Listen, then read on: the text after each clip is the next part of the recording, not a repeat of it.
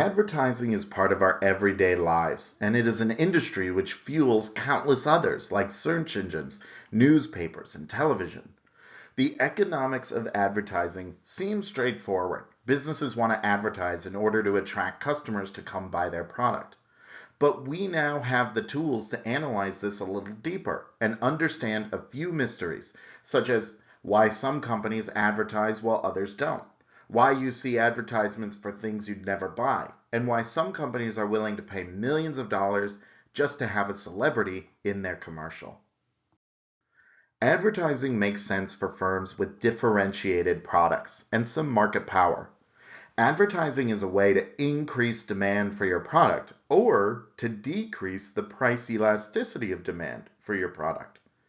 Increasing the demand for your product boosts sales and allows firms to raise the price they are charging. You can increase demand by reaching new customers or by encouraging your existing customers to raise how much they're willing to pay for your product.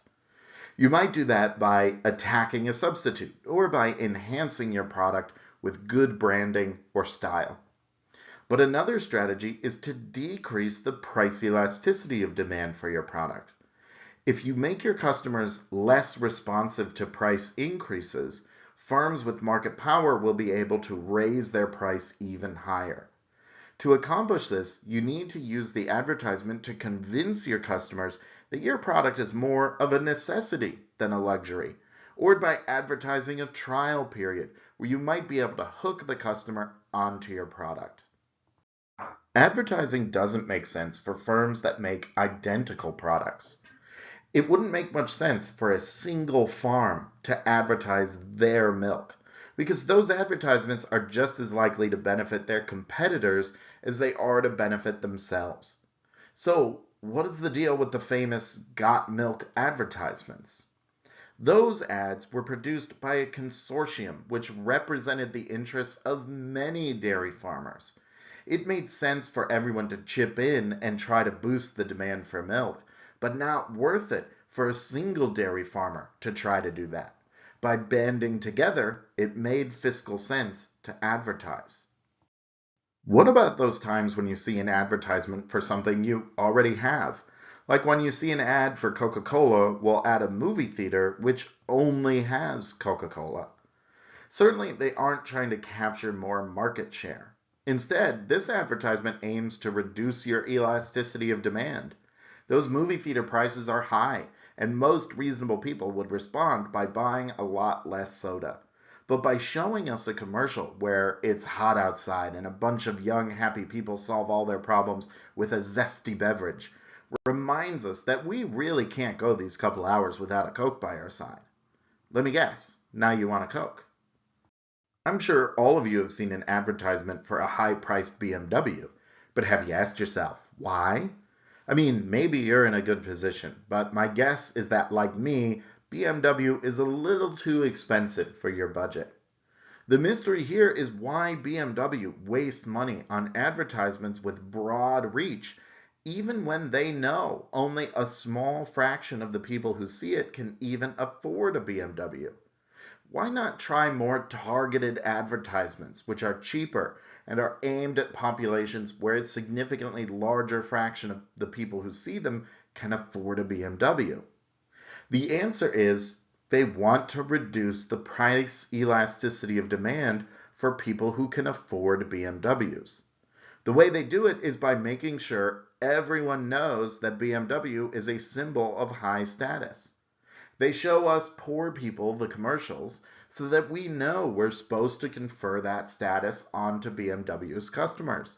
I mean, if the poor people don't know how great BMW is and weren't impressed by the people who drive one, what would be the point of paying so much for one? BMW is advertising for status so that their product is less dispensable to the people who buy them. Given the extraordinary success of Air Jordans, it doesn't seem so peculiar that Nike was willing to offer so much money to Michael Jordan for his endorsement. This one deal took Nike from an unknown shoe company to the industry leader. But now that Nike is one of the most valuable brands in the world, Why do they still spend billions of dollars every year on celebrity endorsements? I mean, does anyone out there not know about Nike and the products they sell? Just as it is for BMW, advertising is part of the product Nike is selling. If you buy Nike, you know that those items will continue to be associated with the most talented athletes on the planet. And hopefully, a little of that magic will rub off on you too. But it is interesting to note these two different reasons to advertise. I also remember seeing these ads with former quarterback Kurt Warner for Arizona Federal Credit Union, which aired during the Super Bowl. What is the point of Arizona Federal shelling out a paycheck big enough to get Kurt Warner? I mean, doesn't everyone know Kurt is just doing it for the money? Celebrity endorsements can also be useful signals of quality. It is hard to convince customers that you're a safe and reliable bank that they can trust. Of course, Arizona Federal would claim to be trustworthy, but how do we know? Signals are attempts to credibly convey information, and in order for them to work, it has to be hard to send a false signal.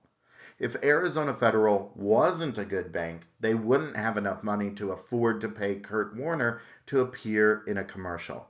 So when we see Kurt Warner, it is a convincing signal that Arizona Federal is the real deal and we can trust them. So those are some of the basics of the economics of advertising. Can you think of other reasons a company would want to advertise?